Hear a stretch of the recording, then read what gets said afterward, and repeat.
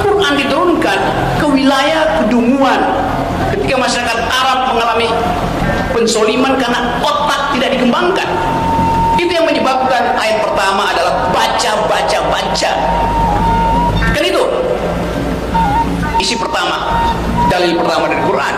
Baca, belajar, pikir, ikro.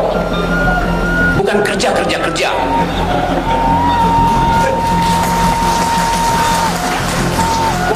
Perintah untuk berjihad. Berjihad artinya mengucapkan kebaikan dan menyelenggarakan kebaikan. Berjihad artinya menghalangi keburukan dan mengupayakan tidak bertambahnya kejahatan. Itu pengertian saya. Tetapi negara sering menganggap jihad artinya kekerasan. Jadi negara buta huruf terhadap interpretasi sosiologis, interpretasi perdamaian yang diajarkan di dalam kitab suci Al-Quran.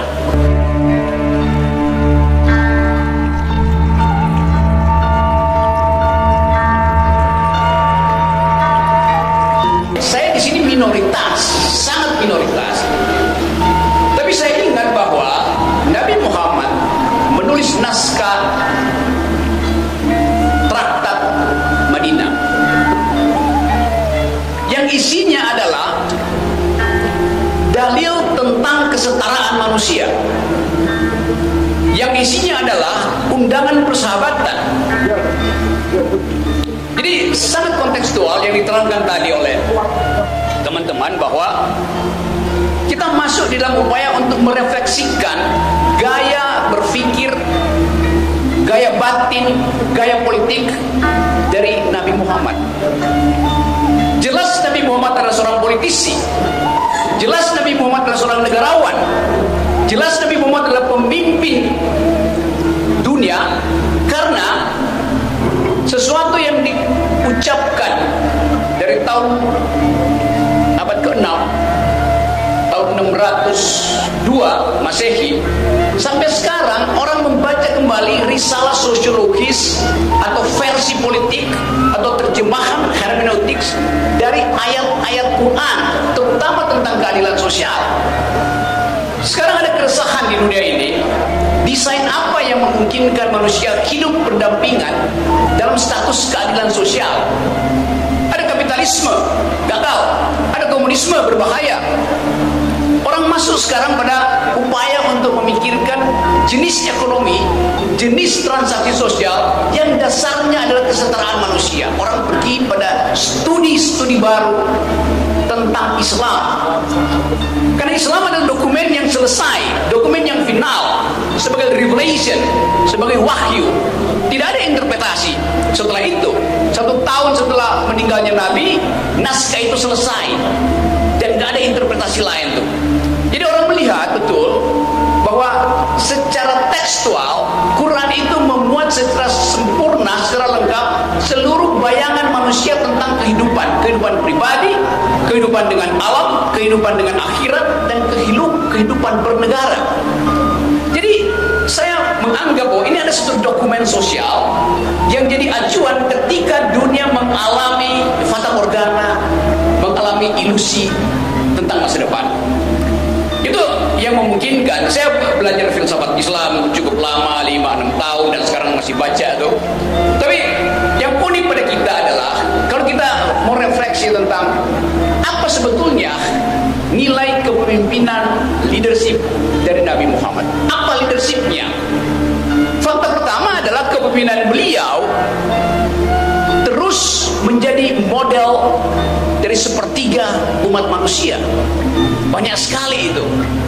Kalau sekarang 9 miliar, ada 3 miliar orang secara statistik yang menganggap bahwa desain keadilan sosial ada pada Islam itu.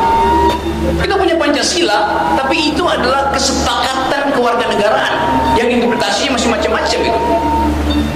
Jadi saya senang di sini karena kita mampu untuk mengucapkan kembali dalil-dalil itu. Dalil pertama yang saya tahu, dan saya kira bagian yang paling penting tadi adalah perintah untuk berjihad. Berjihad artinya mengucapkan kebaikan dan menyelenggarakan kebaikan. Berjihad artinya menghalangi keburukan dan mengupayakan tidak bertambahnya kejahatan. Itu pengertian saya. Tetapi negara sering menganggap jihad artinya kekerasan. Jadi negara buta huruf terhadap interpretasi sosiologis, interpretasi perdamaian yang diajarkan di dalam kitab suci Al-Quran.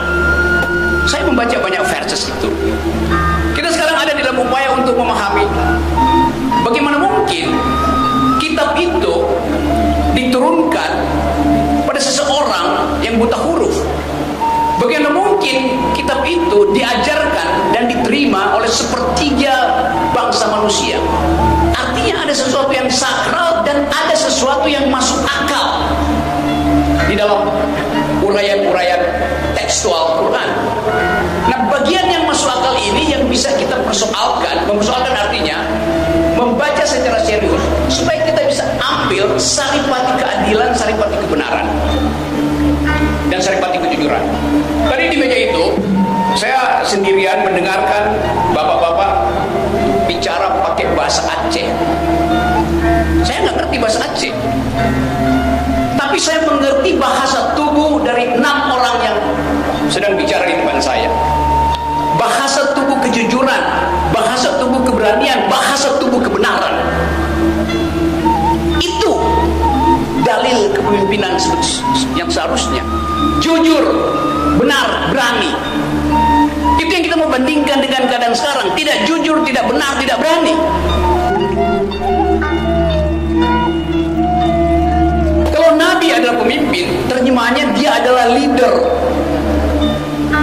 Seorang leader akan menuntun umatnya, warganya pergi pada harapan.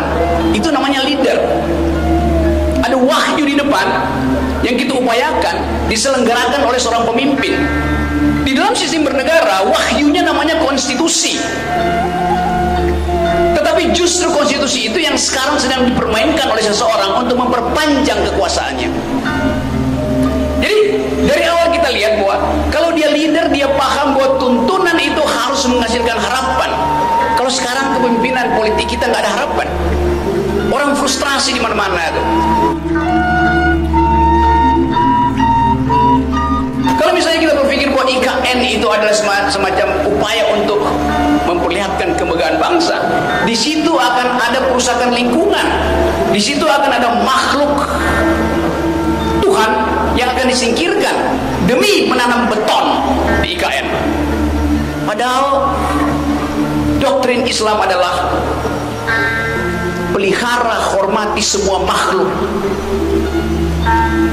Jadi IKN itu tidak berbasis pada sosiologi Islamis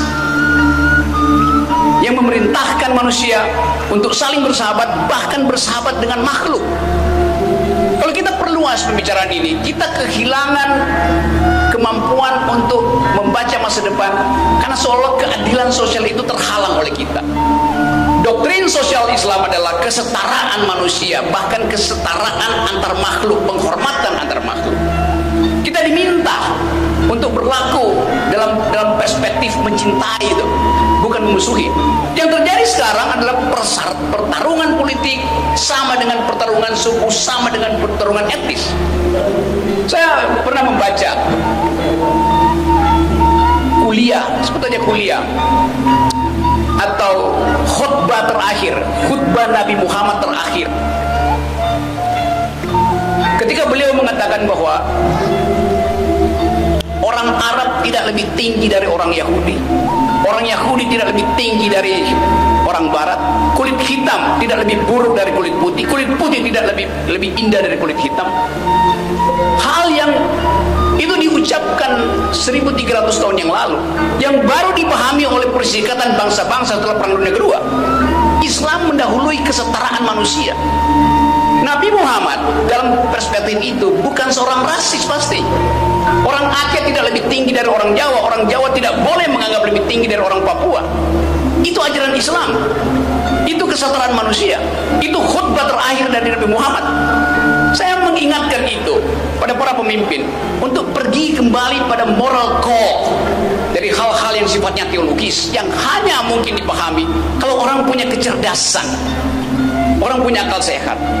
Dan memang Quran diturunkan ke wilayah kedunguan ketika masyarakat Arab mengalami pensoliman karena otak tidak dikembangkan. Itu yang menyebabkan ayat pertama adalah baca. Kan itu isi pertama, dalil pertama dari Quran. Baca, belajar, pikir, ikro. Bukan kerja.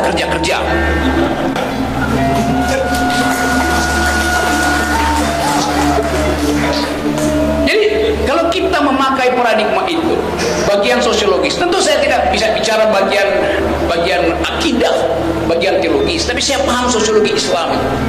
Semua agama ada dimensi esoteris, ada dimensi eksoteris. Esoteris itu bagian batin yang hanya mungkin dialami ketika orang ada pada kesusukan individual. Ketika dia kusuk, dia mengalami gejala esoteris, fenomena esoteris, berupaya untuk menyatukan batin dengan alam semesta dan dengan pencipta alam semesta. Bagian yang rahasia dari manusia yang kita sebut iman itu. Tapi ada bagian yang eksoteris, pakai X bukan S. Itu bagian kemasyarakatan, bagian yang bisa kita akses bersama-sama. Jadi nanti orang akan mempersoalkan kenapa Rocky Gerung non Muslim bicara di dalam forum Maulid Nabi. Karena mereka tidak paham bahwa agama itu ada bagian esoteris, ada bagian eksoteris, di mana persahabatan manusia itu diikat oleh janji kebenaran, janji keberanian, janji keadilan.